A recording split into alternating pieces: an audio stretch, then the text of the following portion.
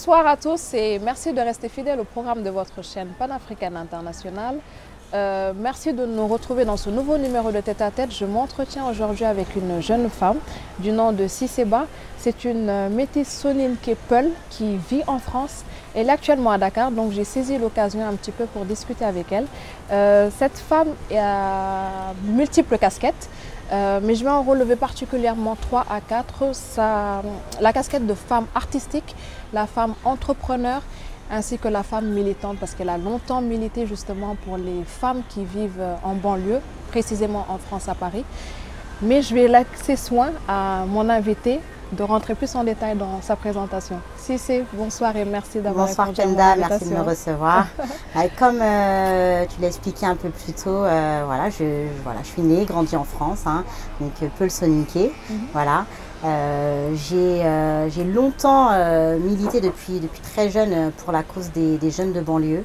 Voilà, aujourd'hui, ce qui m'a amené à faire pas mal de choses et à avoir ces multiples casquettes telles que l'auto-entrepreneuriat, la casquette artistique et surtout, et toujours mon combat, militer pour la cause des jeunes de banlieue et les jeunes enfants d'émigrés surtout. Pourquoi justement? C'est une cause qui te tient à cœur parce que j'ai suivi, il me semble depuis 2003, oui. Vous avez fait de nombreuses sorties sur France Télévisions pour militer pour ces jeunes femmes. Pourquoi? En effet, ça m'est tombé dessus. Je faisais du théâtre d'improvisation et lors d'un match, j'ai été repérée par une chaîne, France 2 à l'époque.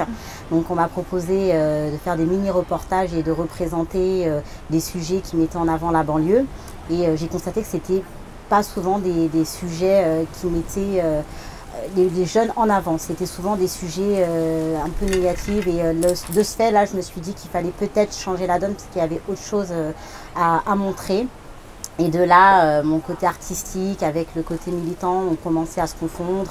J'ai participé à pas mal de projets où j'intervenais sur des émissions où je faisais des références pour représenter les jeunes de banlieue. Et même artistiquement, pour moi, c'était important de montrer que les jeunes savent faire autre chose que se faire remarquer par la délinquance ou par des soucis tels que les problèmes d'intégration financiers, scolarité et autres. Ça me tenait à cœur parce que je me sens concernée. Je me sens concernée directement. Mes parents, sont venus très tôt en France. Et j'ai toujours bénéficié d'un confort de vie standard, mais d'un bon confort de vie, j'ai manqué de rien. Et en grandissant, on se rend compte de ce que nos parents ont délaissé, de ce que nos parents ont sacrifié pour nous offrir une bonne vie, pour nous offrir des opportunités. Et plus on grandit, plus on se dit qu'on doit rendre la monnaie. Et au-delà du fait de rendre la monnaie, nous aussi, on doit, je pense, on doit mettre en avant qui on est. Qui on est, c'est quoi? On est des enfants issus de double culture. C'est un avantage, c'est un inconvénient. C'est une sorte de cadeau empoisonné parce que si on ne l'utilise pas à bon escient, on risque de vraiment perdre ce bijou-là. Pourquoi? Parce qu'en France, il y a des choses à prendre, des choses à délaisser. Au Sénégal, il y a des choses à prendre, des choses à délaisser. En France, on est perçu, on n'est pas perçu spécialement comme des Français. On est pointé du doigt, on est stigmatisé. Et quand on vit au Sénégal, on n'est pas considéré comme des jeunes Sénégalais, on est considéré comme des jeunes issus de la diaspora, et les petits Toubabés comme on nous appelle. Donc c'est vrai qu'à un moment donné, c'est compliqué de trouver sa place et de savoir où militer, pourquoi militer, comment militer. Et surtout, avant de faire ça, il faut savoir qui on est. Donc, ça commence par d'où on vient. Donc forcément, on est obligé de revenir ici. Et de s'enrichir justement sur ces deux cultures. Et de s'enrichir de ces deux cultures et de prendre ce qu'on doit prendre. Lorsque vous parlez des jeunes de banlieue, ce sont toujours des enfants d'émigrés qui aujourd'hui ne se considèrent même plus, ne se revendiquent même plus comme des enfants d'émigrés, mais comme des enfants de la République. C'est compliqué, je sens une différence parce que eux, ils ont connu que la France. Ils ont né, grandi en France, le dialecte premier, c'est le français. Il arrive un âge où le français de souche va te montrer de doigt et te dire toi tu n'es pas français, et là tu commences à te poser des questions. Et tu te dis bon, qui je suis, voilà. Et là ça crée un déséquilibre.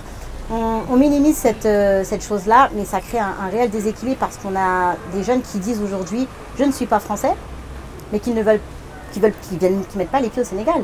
Je connais des gens qui n'ont jamais mis les pieds au Sénégal ou qui sont venus une fois quand ils étaient plus jeunes, et pourtant qui proclament haut et fort qu'ils ne sont pas français.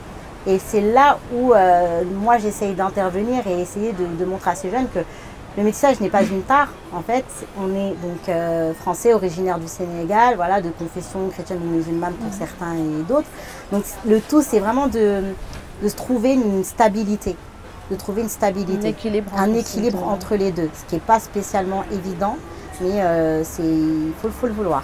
Et quel constat faites-vous aujourd'hui, que ce soit sur votre entourage, vos amis, peut-être pas forcément des Soninké, des Peuls, Sénégalais ou autres, mais comment cette communauté aujourd'hui arrive à vivre convenablement?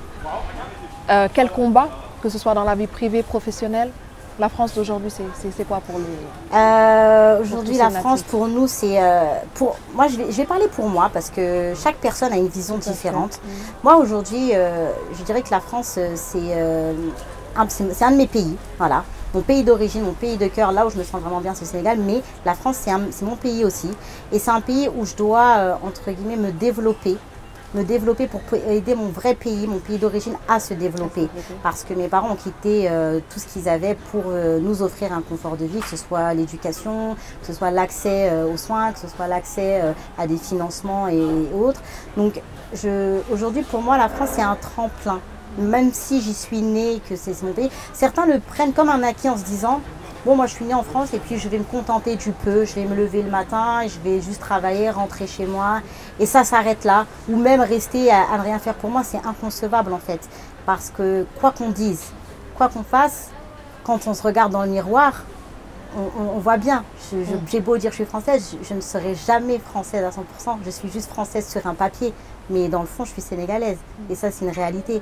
Maintenant, il faut se mettre en accord avec, qu'on le veuille ou non. C'est vrai que quand on grandit en France, on a nos repères, on a nos habitudes. Et la première fois, je me souviens, je suis venue au Sénégal pour la première fois, j'avais 4 ans. Et j'ai laissé passer presque 10 ans, voire 13 ans avant de revenir. Je suis revenue, j'avais 18 ans. C'était déjà un bain. Voilà, c'était un petit choc. C'était un petit choc. Que ce soit les mentalités, la façon de vivre, comment on est perçu.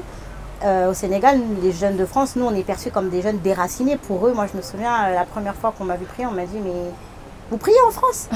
Pour eux, voilà, quand on quitte ici, on est fini, on n'est plus sénégalais. Pour eux, pour eux, le riz n'existe pas en France, on ne peut pas faire du tiab en France, on ne peut pas fêter la Korité, la Tabaski. Et c'est autre chose qui se passe. Parce qu'on est tellement loin de notre pays qu'on a ce besoin de faire vivre nos racines en France. Et du coup, des fois, il y a même une surculture. Il y a des endroits en France où on se croirait limite à Sandaga parce que on veut tellement faire vivre ce qu'on a laissé qu'on en exagère un petit peu. Voilà. Et c'est justement raison pour lesquelles les Français vous pointent parfois du doigt. Exactement. Lorsque vous voulez importer exactement, parce qu'il y a un moment donné, quand les gens sont regroupés, vivre en communauté, voilà, on est à l'aise et bon, il y a souvent des débordements, ça peut gêner parfois. Ouais. On oublie que finalement on n'est pas au Sénégal, donc on ne peut pas vivre comme au Sénégal. Ici, les portes sont ouvertes, tout le monde va chez tout le monde. Là-bas, on ne peut pas vivre comme ça. Moi, je me souviens que j'avais des voisins qui laissaient tout le temps la porte ouverte. Mais c'est naturel, au Sénégal, les portes ne sont pas fermées, on les ferme après la prière, voilà, pour que personne n'entre. Mais sinon, les portes restent toujours ouvertes, le pays de la Teranga. Donc il y a tous ces facteurs qui rentrent en jeu plus on grandit et avec lesquels il faut composer. Il faut composer parce que c'est ce qui va créer le futur. Nous, on est issus d'une génération qui n'a connu que la France au départ. Mais qui de plus en plus aujourd'hui rentre au pays, voit la différence, voit l'émancipation aussi. En effet. Peut-être des jeunes. Aujourd'hui, j'ai beaucoup de jeunes de ma génération qui rentrent au pays et qui veulent développer le pays. Et pour moi, c'est important parce que si on ne le fait pas, qui d'autre va le faire? Pour moi, c'est notre rôle. Nos parents ont sacrifié tout ce qu'ils avaient pour venir. Maintenant, ils nous ont donné ça. Qu'est-ce qu'on doit faire? Qu'est-ce qu'on doit faire avec cet héritage? Il y a deux choses, on peut vivre en France, faire comme si de rien n'était, ou on peut prendre ce qu'ils nous ont donné et construire, voilà, et enrichir notre pays. On peut leur apporter voilà, les choses qu'on a apprises, des financements, créer de l'emploi, parce qu'il y en a beaucoup qui ouvrent des emplois en France, mais qui vont bénéficier à qui exactement? Tandis qu'ici, on aurait plus de facilité, mais on a aussi ce problème du fait de ne pas être natif du Sénégal. On est perçu comme des Français et souvent on nous ferme les portes. C'est ce qui est dommage. Si on n'est pas né ici, si on n'a pas des contacts ici, un jeune qui dit voilà, moi je quitte la France, je rentre au Sénégal, je veux créer des emplois, il va se retrouver avec beaucoup de difficultés. Beaucoup de difficultés. Ça, c'est des choses qu'on rencontre systématiquement et que je trouve dommage, qui découragent.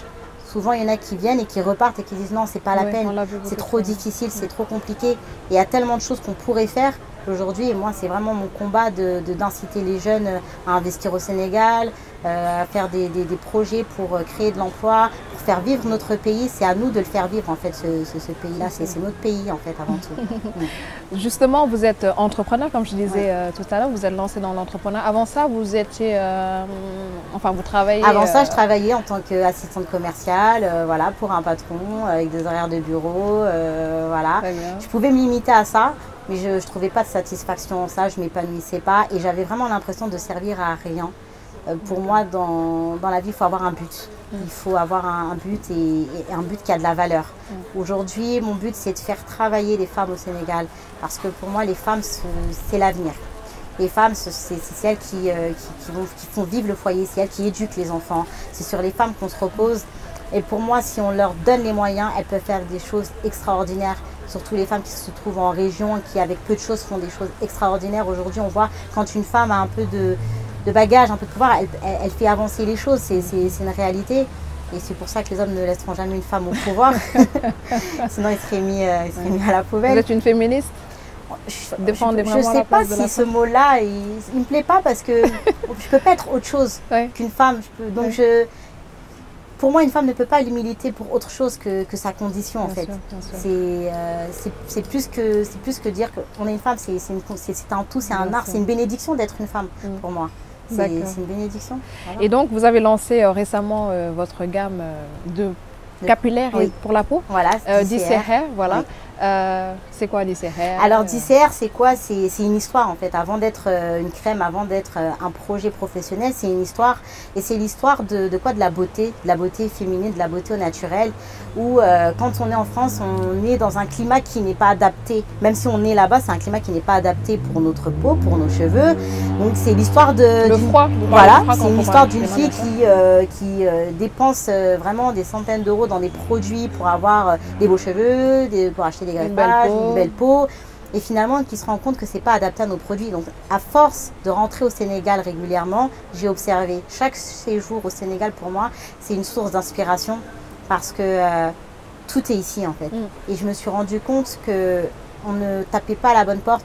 Et là, j'ai commencé à faire mes recherches sur des produits naturels et je me suis dit que pour être bien, il fallait déjà donner à son corps ce dont il a besoin. Donc, DCR, c'est quoi? C'est une crème à base de produits naturels, 100% naturels, qui est adaptée pour les cheveux afro, la peau, et c'est une crème donc 3 en 1, cheveux, corps et barbe. Et j'ai travaillé ça, j'ai été inspirée par ma grand-mère. Quand j'ai vu ses cheveux, je me suis dit, ben, elle ne va pas dans les salons de coiffure, elle ne se ruine pas. J'ai discuté avec elle, donc encore une fois, c'est une histoire de retour aux sources. Bien sûr. Et de là, ça m'a inspirée. Je me suis dit, il faudrait peut-être arrêter de prendre tous ces produits qui peuvent nous détruire la santé, voilà, nous agresser, en effet. Et à côté de ça, je voulais aussi militer pour la femme, encore une fois, la beauté de la femme au naturel. Aujourd'hui, on stigmatise… On donne une image de la belle femme avec des greffages, une peau claire, on donne des… Alors que c'est un retour au naturel, aujourd'hui on les voit de plus en plus exactement, aujourd'hui le retour au naturel est là, mais c'est un effet de mode, tandis que moi je veux vraiment un effet vraiment qui dure. Voilà, dans la durée, un effet vraiment de bien-être intérieur. C'est pas juste le fait de dire c'est à la mode, on suit la tendance, c'est un effet de se sentir bien. Pour moi il est important que la femme ne suive pas une tendance. Je me souviens que moi souvent au travail on me disait quand je venais avec mon afro, bah, tu peux faire quelque chose pour tes cheveux? Oh mais là c'est marrant. Oh mais je peux toucher. Mais c'est tes cheveux tout ça? Ah mais je te préfère les cheveux lisses. Les cheveux lisses c'est pas mes cheveux. C'est pas mes cheveux. Voilà. Moi c'est des choses quand on me le dit ça me touche. Ça me touche parce que c'est comme ça on me dit je n'aime pas qui tu es, je préfère quand tu te déguises. Donc DCR, comme j'explique, c'est une histoire, c'est un projet, c'est une mentalité. Et c'est tout ça qui m'a poussée à me dire non, je veux travailler ça, je veux aider la femme à se sentir belle au naturel, se dire j'ai pas besoin de me ruiner, j'ai pas besoin de mettre 10 000 produits sur mes cheveux. Je veux que la femme se sente belle avec ses cheveux, sa peau, sans artifice. Et c'est la base parce que quand on se sent bien dans sa peau, on est bien avec les gens autour de soi. Et comme je le dis encore une fois, la femme pour moi, c'est le moteur de plein de choses. Tout à fait. Et avant de faire la sortie peut-être officielle de vos produits, vous avez pris le temps d'expliquer un peu à la communauté. C'est pour les peaux noires, c'est pour tout le monde? Alors, déjà, en ce qui concerne les peaux, tout type de peau peut l'utiliser parce que c'est des produits naturels. Et c'est vrai que c'est beaucoup plus adapté à nos peaux parce que nous, on a une peau qui demande un soin particulier. Il y a beaucoup de mélanine. Exactement. Et nous, c'est ce qu'on manque de mélanine en France, bien entendu. Donc, j'ai pris le temps pendant 2 ans et demi d'expérimenter cette crème auprès de mes proches. C'est mes proches qui m'ont vraiment soutenue. C'était une crème que je distribuais. Parce que je la faisais pour moi, pour mes enfants, pour ma famille. Donc j'ai distribué et avec le temps, ça a pris de l'ampleur et puis on m'en redemandé. Donc vraiment l'aspect auto-entrepreneuriat s'est fait naturellement. C'est vrai que j'ai toujours aimé vendre, j'ai toujours eu cet aspect-là, mais ce projet-là me tenait tellement à cœur que dans un premier temps, c'était plus déjà moi le vivre ce projet-là. Et j'ai conquis mon entourage qui, eux, ont cru en mon projet. Et de là, ça s'est répandu et j'ai décidé de sortir DCR and Body. Vous l'avez fait en Paris, vous en faites à Dakar. Vous comptez en faire un peu plus peut-être dans la sous-région, en Afrique? Alors pour l'instant, je suis basée sur Paris. J'ai des clients sur Dakar. Donc lors de mes voyages, je viens livrer mes clientes ou on se débrouille comme on peut pour qu'elles récupèrent leurs colis. Et j'aimerais vraiment faire travailler les femmes en sous-région. Mon but vraiment, c'est de créer une chaîne entière d'ICR et créer de l'emploi. Et vraiment, pour moi, c'est quelque chose qui me tient à cœur. Une usine peut-être? Une usine peut-être, et tenue par des femmes. Voilà, les hommes ne seront pas exclus. Mais voilà, une usine tenue par des femmes, ça serait quelque chose de vraiment d'idéal pour moi. Très bien. Toujours dans votre lancée, j'ai remarqué aussi que vous faisiez beaucoup de talks. Oui. Vous les appelez les DC Talks sur les réseaux sociaux. Oui. Ça a pris aussi une grosse ampleur. Encore une fois, ça c'était des sujets que vous... Exactement, encore une fois, c'est tout ce que je fais, c'est des choses qui partent souvent de quelque chose de naturel. Aujourd'hui, tout le monde est sur les réseaux, via Snapchat, Instagram. Donc, j'abordais des petits sujets qui m'étaient donnés par des amis ou des personnes qui me suivaient. Voilà, j'aimerais parler de telle situation, de tel problème. Et j'en parlais. Et, avec le temps, on m'a demandé, écoute, est-ce que tu peux ouvrir tes réseaux parce que je voudrais montrer ta vidéo à une copine. Et je recevais des messages très encourageants de femmes qui me disaient, voilà, j'ai vu votre vidéo, ça m'a fait du bien. Et je me suis dit, pourquoi pas. Donc de temps en temps, je l'exploite ça. Je fais des DC Talks où je parle de sujets d'actualité qui touchent un peu tout le monde. Et comme je le dis à chaque fois, je n'ai pas la vérité, je détiens pas de vérité, mais je partage mon avis en essayant d'avoir une vision large et d'échanger de donner en fait de mon temps et de prendre du temps des autres et d'être dans l'échange. C'est quelque chose d'important pour moi. Si c'est, comme je disais tantôt, vous faites partie vous, de cette 3e génération, enfants d'émigrés. Vous êtes enfant de la République. C'est comme ça que vous vous décrivez aujourd'hui, vous comme toute votre nouvelle génération. Mais qu'en dire aujourd'hui par contre de ceux qui quittent leur pays pour aller immigrer en France dans des conditions parfois, comme on l'a vu, les bateaux, qui rencontrent la mort en chemin?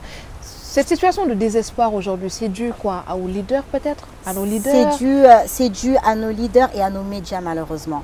Il y a une sensibilisation qui doit être faite et qui est très importante parce que nous, on est de l'autre côté. Ça veut dire qu'on sait ce qu'on vit en France réellement, on connaît nos réalités. La faute, je la mettrai à nos leaders, à nos médias et même à nos parents. Pourquoi? Que les parents m'excusent s'ils se sentent offensés, mais quand ils retournent au pays avec des valises pleines de choses qu'ils ne peuvent pas se payer tout au long de l'année et qui vendent du rêve aux gens qui vivent ici, qui vivent avec des fois moins de, je sais pas moi, par jour, moins de 5 000 francs par jour et qu'eux, ils viennent leur distribuer des 20 000 francs comme ça à la demi-heure. Quel message on envoie à la jeunesse d'ici?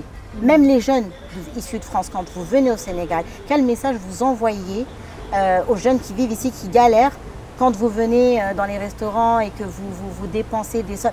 Je ne dis pas qu'il ne faut pas dépenser, mais je pense qu'il faut toujours faire les choses avec quand même il faut doser, il faut faire les choses avec humilité.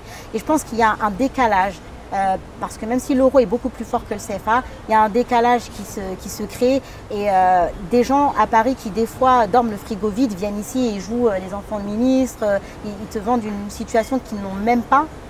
moi je me mets à la place des jeunes qui sont des jeunes femmes déjà qui vont voir ces filles, des filles de la diaspora qui viennent et qui vont se dire ah j'aimerais être comme elle. Forcément cette fille là si elle est à l'école, tout de suite elle va avoir envie de se dire je coupe mes études, je me trouve un mari à Paris.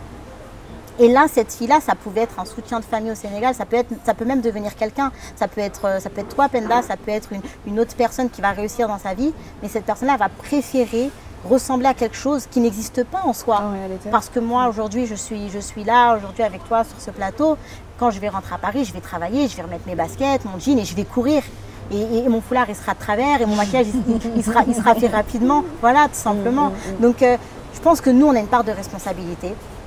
Les médias ont une part de responsabilité. Quand tu parles des médias, justement, qu'est-ce que tu veux dire Je parle de l'image qu'on renvoie de l'image que vous renvoyez de l'Europe. Ou l'inverse de l'image qui est renvoyée de l'Europe, de ce qu'on montre à la population. Ce qu'on montre généralement, ce sont les médias occidentaux on montre les médias occidentaux. Peut-être aujourd'hui qu'il est temps pour nous, des médias africains, de mettre en avant ce qui se passe au Sénégal, qu'est-ce que les telenovelas, les programmes télé.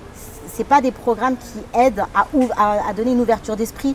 J'ai rarement vu des reportages en pleine journée sur je sais pas moi, l'agriculture ou des documentaires animaliers ou même sur l'immigration. Je vois pas. Ou des reportages qui pousseraient aujourd'hui les jeunes à vouloir rentrer. Quand je suis chez moi, le soir, si vraiment je m'ennuie, j'allume ma télé, je vais voir que des reportages mais qui vont me déchirer le cœur. Si ça ne parle pas de la pauvreté, ça va parler de la guerre. Sinon Nous, en France, on nous met dans cette réalité-là. Et ici, j'ai l'impression qu'on met la population dans un petit cocon où, voilà, mis à part préparer, je stigmatise un petit peu, mais je pense qu'on ne met pas assez les réalités en avant. Voilà. Et du coup, on vend du rêve. Qui serait mieux porteur, donc, pour toi? Déjà nous, les jeunes issus de la diaspora. Et puis nous aussi qui sommes... Et les gens qui sont ici, qui ont étudié, qui ont voyagé, qui connaissent les réalités. Voilà, qui connaissent les réalités. C'est l'éducation. Le gouvernement aussi, c'est très important. Une chose toute bête, je ne comprends pas pourquoi c'est aussi difficile pour les jeunes Sénégalais d'avoir un visa, d'aller étudier à l'étranger. Nous, quand on veut venir ici, on peut tout laisser du jour au lendemain et venir nous installer, mais on ne facilite pas la tâche à des jeunes qui, des fois, n'ont pas spécialement de moyens, mais qui ont étudié, des jeunes qui ont les moyens, qui peuvent juste venir en France pour étudier et ensuite faire travailler le pays. Tout à fait. Ce jeune-là, quand il réussit à quitter le Sénégal, il a tellement galéré que même s'il mange des cailloux en France, il ne rentrera pas parce qu'il a trop souffert pour rentrer. Quand je vois des jeunes qui... Le service d'immigration, titre de séjour, vous connaissez un peu aussi la paperasse administrative française. C'est quelque chose de lourd pour quelqu'un qui ne connaît pas, qui arrive en France, qui doit faire tous ses papiers. Et je trouve que le gouvernement devrait vraiment aider les jeunes, les aider, parce que ça part d'ici. Peut-être que ça doit se faire en accord entre les deux pays. Exactement, et pour moi, notre gouvernement, à un moment donné, doit intervenir. On est quand même un pays qui a été colonisé par la France, et aujourd'hui, on a du mal à venir en France. C'est pas normal, en fait. Les violences aussi, vous en avez entendu parler? Il y en a beaucoup. Des violences au Sénégal? De Sénégalais de l'étranger, qui vivent à l'étranger, récemment, on a vu en Algérie, dans l'avion, c'est ça, un Sénégalais qui a été tabassé.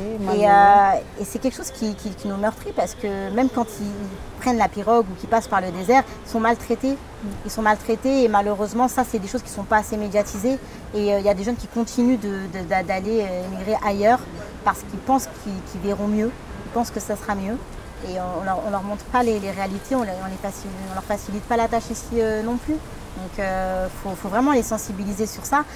Il m'arrive des fois de marcher dans la rue et de voir des jeunes Sénégalais qui vont dormir dehors. Nous, pour moi, c'est une image insoutenable parce que je me dis que cette personne-là, ça peut être mon oncle, ça peut être mon père, mon frère. Et c'est très difficile aussi pour nous. Certains diront oui, mais là-bas, les jeunes ne s'entraident pas. Nous, on fait ce qu'on peut quand on peut, mais c'est vrai que c'est aussi ici, il y a un travail aussi à faire. L'État français aussi le dit, c'est quand même coûteux, enfin, je dirais pas coûteux, mais c'est quand même un poids aussi de pouvoir accueillir toutes ces personnes, pouvoir leur offrir ne serait-ce que des... En effet, mais est-ce que tu sais que certaines personnes qui arrivent là-bas travaillent? Ils travaillent comment? Ils travaillent au black. Ça veut dire que s'ils travaillent, il y a du travail. Donc en soi, admettons qu'ils ne leur donnent même pas de logement, qu'ils essayent au moins de régulariser leur situation, qui pourrait leur permettre de travailler. Parce que j'en vois beaucoup qui travaillent pendant 10 ans, pendant 5 ans, 3 ans, qui n'ont pas de papier. Mais qui ne veulent pas rentrer du coup. Ils n'ont pas de papier, mais ils veulent quand même rester dans cette situation. Ils veulent quand même rester. Et ça, c'est un problème qui est délicat, sur lequel... Quel message aujourd'hui, qu'est-ce qui pourrait les pousser justement Qu'est-ce qui pourrait les pousser à rentrer, pouvoir avoir un projet. Après, si le gouvernement en question n'accompagne pas toujours, peut-être que ça devrait venir des entrepreneurs. Exactement. D'avoir un projet, voilà, de pouvoir entreprendre au Sénégal. Parce que je me mets à la place d'un homme qui a quitté sa famille. Sa mère a sûrement vendu ses bijoux pour lui payer, céder le passage en pirogue. Cet homme-là, s'il a un peu d'amour pour ses proches, il ne voudra pas rentrer les mains vides. C'est vrai que c'est frustrant. Des fois, on a envie de leur dire laissez tout rentrer, mais je me mets à leur place. Parce que c'est des gens qui deviennent un soutien de famille, ils vont devenir un poids en rentrant. Et du coup, je me demande si des fois, c'est pas mieux même de rester ici. Et encore une fois, tout ça, c'est... Je ne veux pas mettre tout ça sur le dos du gouvernement, mais quand vous payez, allez, 2 millions un pass pour prendre la pirogue, prenez ces 2 millions, investissez dans votre pays. Investissez au Sénégal. Plus simplement. Voilà. Et que peux-tu dire aujourd'hui de toutes ces femmes qu'on voit à travers les médias, la télé, qui ont cette double culture aussi, mais qui se revendiquent, si tu veux, africaines quand ça les arrange, quand elles sont attaquées. Je pense que c'est je les appelle les africaines à la carte. C'est les africaines à la carte, en fait. Voilà, c'est comme Tigo. Voilà, tu prends une recharge et puis tu n'en as plus 2 minutes après. Voilà. C'est des personnes qui, je pense, qui sont profondément déracinées. Parce que quand tu as un minimum... Quand elles pourraient être ambassadrices. Pour moi, quand on a un petit peu de poids en France, quand on a un peu de visibilité, on se doit de se battre pour notre cause. Parce que pas spécialement pour nous, mais pour la sœur, pour la cousine, pour même la voisine qui sera ailleurs. Moi, on m'a proposé déjà des fois de jouer des rôles qui ne mettraient pas en avant l'image de la femme africaine. J'ai refusé. J'aurais pu le faire. J'ai refusé, pourquoi? Parce que j'ai pas envie de leur donner le bâton pour nous battre, ça suffit en fait. Il y a autre chose que l'africaine de maison qui est docile. Par exemple, j'ai vu beaucoup de Français avoir cette facilité à dire ah, t'es pas comme les autres africaines, ah toi t'es gentil, ah toi t'es sympa. Comme je disais, ces personnes-là qui utilisent la carte de je suis africain, je suis africaine quand ça les arrange, c'est des personnes qui sont profondément déracinées. Parce que tant qu'on ne met pas en avant ce que l'on est, on ne se fera pas respecter. Le respect, il se prend, il ne se quémande pas. Si pour être accepté, il faut courber les chines devant ces gens-là pour qu'on nous dise qu'on est un bon Africain, une bonne Africaine, je refuse. Je refuse parce qu'aujourd'hui, ce que je vais faire sera un impact sur toi, sur ma cousine, sur mon amie, sur ma voisine, sur tous les Africains, toutes les Africaines. Donc je pense que ces personnes-là qui utilisent la carte de je milite pour la cause des Africains quand ça les arrange parce qu'on les a vexés, c'est des gens qui devraient retourner un peu plus souvent au Sénégal, savoir d'où ils viennent réellement. Il y a un déracinement qui est très très très profond et je leur souhaite de trouver la voie parce qu'on ne peut pas être africain à la carte. Voilà. Très bien. Voilà. Quel est ton mot de la fin? Un message pour tous ces jeunes qui t'écoutent? Mon mot de la fin, c'est faites vos projets.